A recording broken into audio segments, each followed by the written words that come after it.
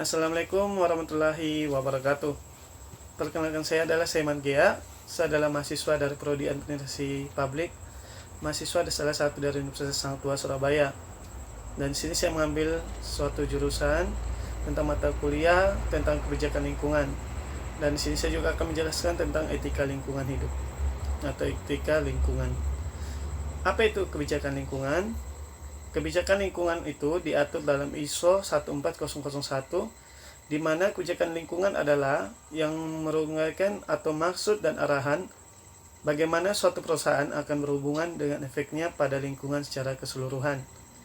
Dan di dalam kebijakan lingkungan juga terdapat beberapa prinsip, yaitu prinsip-prinsip etika lingkungan, di mana merupakan sikap-sikap yang harus dijaga dan juga dilakukan oleh manusia dalam kaitannya berperilaku terhadap alam, seperti prinsip-prinsip etika lingkungan yang harus dilakukan demi terciptanya lingkungan yang bersih, sehat, dan juga terjaga.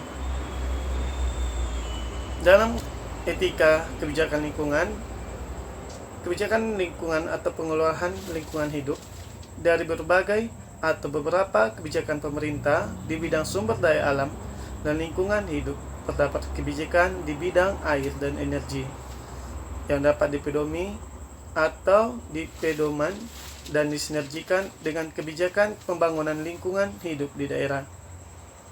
Seperti pokok-pokok kebijakan lingkungan pengelolaan sumber daya alam, di mana di dalam lingkungan hidup ini suatu kebijakan pelestarian air perlu menempatkan subsistem produksi air, distribusi air dan konsumsi air yang bersih, dan kebijakan subsistem produksi air dan kebijakan konsumsi air yang hemat dan efisien untuk mendukung pelestarian air.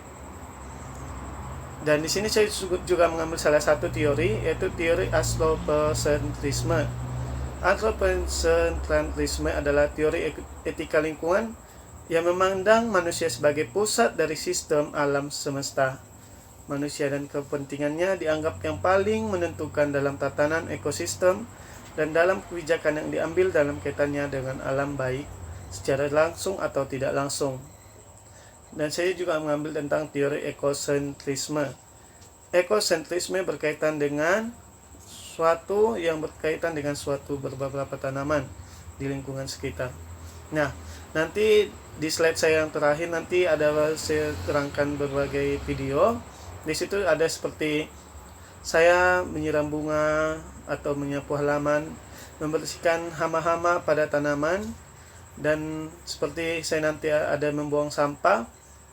Nah, salah satu contoh disebut, jika kita membuang sampah sembarangan di sungai, maka air tersebut tidak layak untuk digunakan, sehingga mempengaruhi kerusakan lingkungan, seperti bisa mengakibatkan kebanjiran atau penyakit.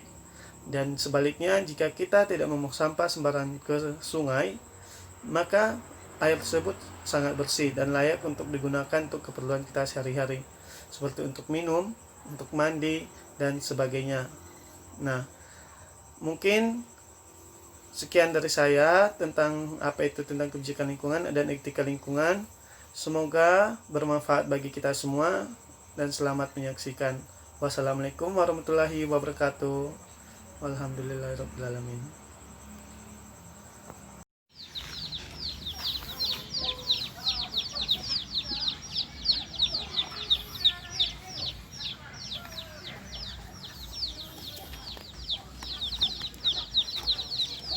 Sekarang kita membuang hama di tanaman.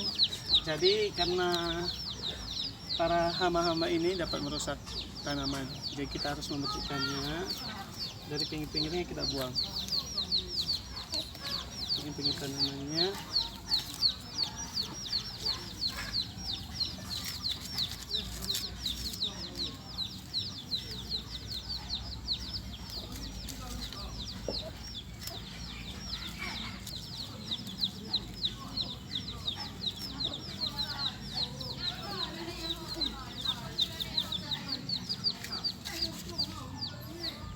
Kita buang, kita bersihkan lagi.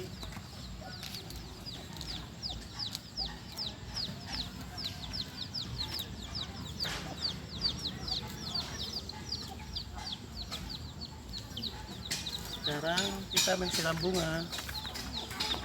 arahkan ke sini aja dulu, arahkan ke sini, jangan goyang. Mau siram bunga aku dari sini mama.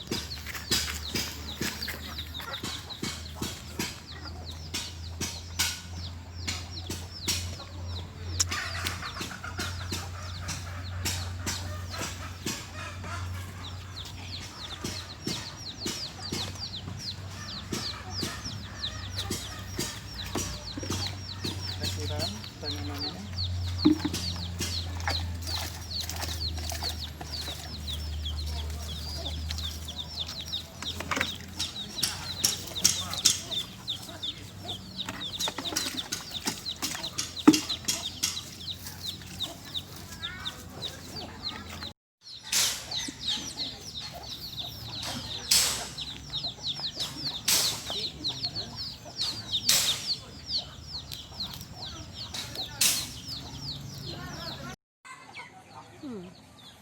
Merah juga kan?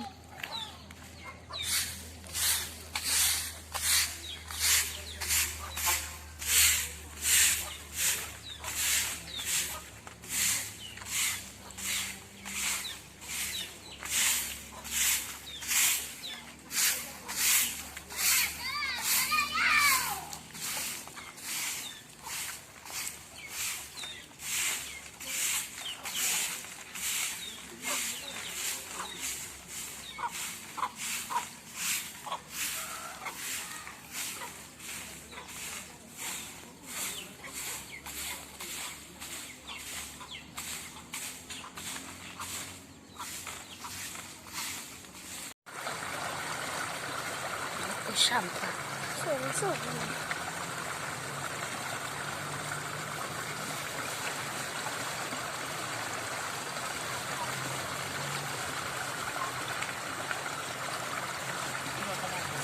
Duduk.